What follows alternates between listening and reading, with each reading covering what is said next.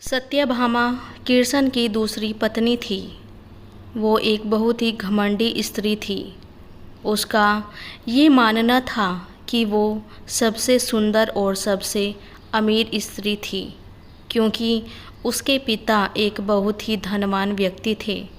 तो सत्यभामा जितने और जो रत्न और आभूषण और संपत्ति चाहती थी, वो सब उसके पास थे। स्वाभाविक रूप से घमंड उसकी एक समस्या थी। एक बार कृष्ण के जन्मदिवस के अवसर पर सत्यभामा ने सोचा कि वो कृष्ण को दिखाएगी कि वो कृष्ण को कितना प्यार करती थी। तो उसने तय किया कि वो कृष्ण के वजन जितना सोना शहर के लोगों में बांटेगी। इसे तुलाभार कहते हैं। ये मंदिरों में होता है। लोग एक बड़ी तराजू में अपने वजन के बराबर का माखन, घी या चावल या कुछ और रखकर वो चीज़ लोगों में बांटते हैं। चावल, नमक, दाल या सोना या तो कुछ भी आप दे सकते हैं, जो देना चाहे। ये प्राचीन परंपरा हमारी संस्कृति का एक हिस्सा है।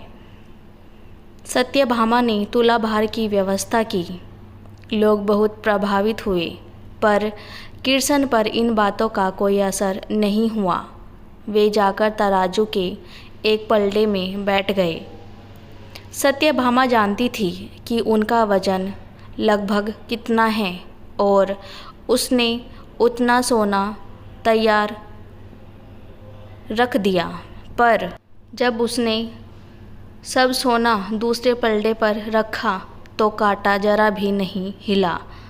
कृष्ण का पलड़ा थोड़ा भी ऊपर नहीं हुआ। ऐसा ही कुछ तब भी हुआ था जब कृष्ण एक शिशु थे। एक राक्षस आकर उन्हें ले जाने लगा।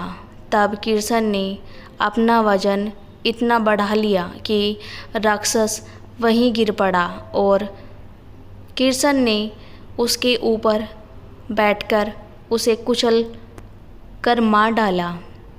क्रिया योग में एक ऐसा तरीका है जिससे कोई योगी अपना वजन बढ़ा या घटा सकता है।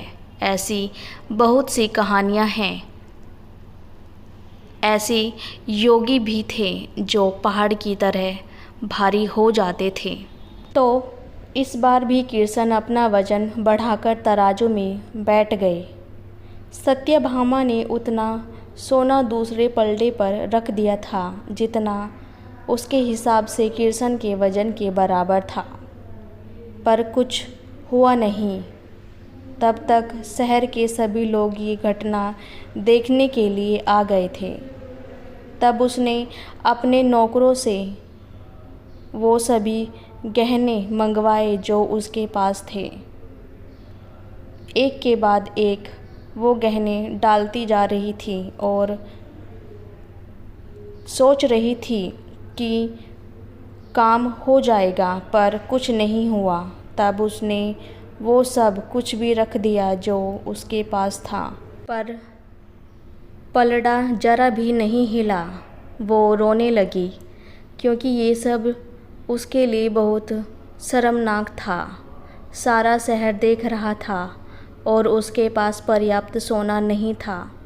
वो जो हमेशा अपनी संपत्ति के बारे में इतनी घमंडी थी, उसके पास पर्याप्त सोना नहीं था और उसे समझ में नहीं आ रहा था कि वो क्या करे। तब उसने रुक्मिणी की ओर देखा। उससे वो बहुत जलती थी और हमेशा परेशान रखती थी। उसने रुक्मिणी से पूछा, अब मैं क्या करूं? क्योंकि ये बात सिर्फ मेरे लिए ही नहीं, पर तुम्हारे और हम सब के लिए भी बहुत शर्मनाक है। मैं क्या करूं? तब रुक्मिणी बाहर गई और तुलसी के पौधे के 3 पत्ते उठा लाई। जैसे ही तुलसी के वे पत्ते उसने तराजू के दूसरे पलड़े पर रखे, कृष्ण का पलड़ा तुरंत ही ऊपर आ गया।